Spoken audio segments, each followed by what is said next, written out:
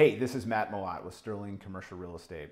A question we've been getting recently is how do I work with my tenants to provide some near-term help with rent without going bankrupt in the process? Most landlords want to help their tenants that are struggling, especially now.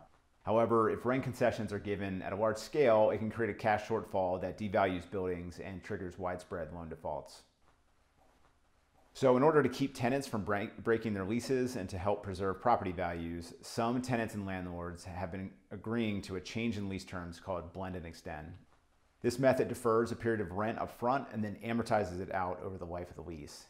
In many cases, to make the payback period more manageable for the tenant, leases will be extended past their original expiration date.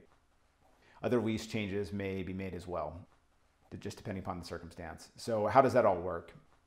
First, you need to talk to your bank about getting deferred payments or interest-only payments for a period of time. 3, 6, 9 months, whatever it may be. Anything that helps reduce your debt service obligation will give breathing room and minimize the amount of cash you need to keep everything above water. This added flexibility for you as the landlord should also enable you to provide options for struggling tenants. Also, make sure that your tenants are availing themselves to all SBA programs out there for help with things like payroll, operating expenses, and rent. Next, for tenants that are directly impacted by social distancing and lockdown orders, evaluate their lease. Talk with them about their prospects for recovery after shelter-in-place orders are lifted. Is a month of breathing room enough? Is it 2 or 3 or 4 months? While that may be hard to determine precisely right now, some information on a tenant's prospects is much better than completely shooting in the dark. For this example, assume that after talking with a tenant, a 4-month rent deferral is the right amount. You can also assume that you were able to get a 4-month deferral on mortgage payments from your bank. So how do you defer rent payments without hurting the value of your investment? Not to get too geeky on this, but if you adjust rent payments in such a way that the present value of your lease remains the same before and after doing the blend and extend, you've accomplished what you've set out to do. You've helped your tenant without hurting yourself. So what does that look like? For example, if you have a tenant that was paying $5,000 a month with 4 years left in their lease, the present value of that stream of income at a 12% discount rate is $186,768.50. The key to preserving asset value while also preserving your tenant is to make the present value of the lease the same before and after modifying it to help the tenant's near-term cash crunch. A couple ways that you can do this. The first is to extend the lease term. In this scenario, you're assuming that your tenant would have left at the end of their term anyway. This is especially useful for property types that tend to have higher vacancy rates, such as office and retail. To assist the tenant, you can either agree to an amendment to extend the term or have the tenant exercise a renewal option early if that's available in their lease. To equalize present value of the lease, you may end up extending by 6 months on a lease in exchange for 4 months of deferral up front, just for instance. That will depend on the discount rate you apply to the lease and the remaining term left on the lease when the rent vacation is put into effect. A second option is to blend the rent relief out by charging higher rents on the tail end of the lease. You do this by rebalancing the deferred rent amount up front throughout the remainder of the term. So if April, May, June, and July are deferred in 2020 at $5,000 a month in deferred rent, then you take that $20,000 and you rebalance it across the remaining term of the lease. Keep in mind that money collected in the future is worth less than money collected now, so it's not quite as simple as dividing the deferred amount by the number of months remaining in the lease.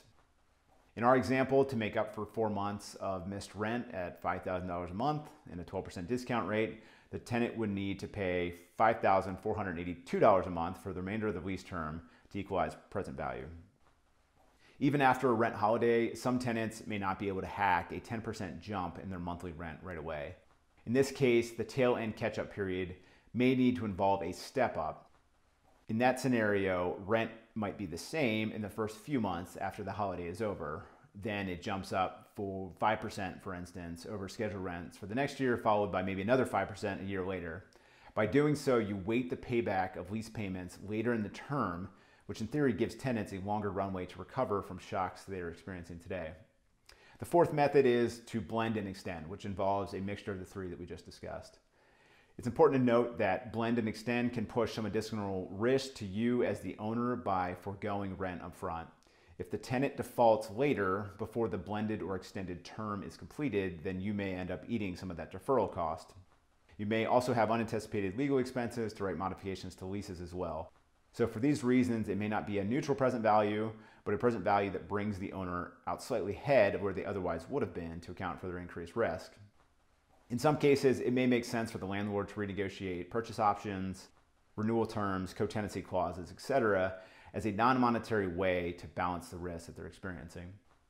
When you talk with your tenants about blending and extending, using precise calculations is important because it can be used to show your tenants that, one, you're trying to help, and that, two, this isn't a guess. For owners that have debt on their properties as well, using precise figures is important when talking to your lenders too. Most loans come with covenants, including debt service coverage ratio covenants. If you're going to blend and extend with your tenants, make sure your banker knows and can see your math and approves. I've mainly been talking about dollars and cents, but remember, real estate is a team sport in which relationships matter. Finding creative ways to work together as partners with your tenants is a relationship building activity that usually benefits you in the long run. Can you enforce a lease and put a tenant in default if they don't pay you in April and May? Absolutely. Is that the best thing for you to do in the long run? Probably not. This doesn't work in all circumstances. Not all landlords are in a position to do this. And sad as it is to say, there are tenants out there as well that are capable of keeping their lease obligations who will take advantage of the situation. But there are also plenty of instances where it does make sense and it is worth your while to explore creative options with your tenants. We aren't accountants or attorneys here, so you should consult with one to get help in crafting these. But we are CCIMs that understand how present value works and how it plays in the lease payments. By balancing the present value of a modified lease over time, you can provide relief for a struggling tenant now without crippling your asset value in the future. For help with calculating and negotiating blend and extend arrangements, give me a call at 406-203-4547, or you can email me here. Thanks for watching.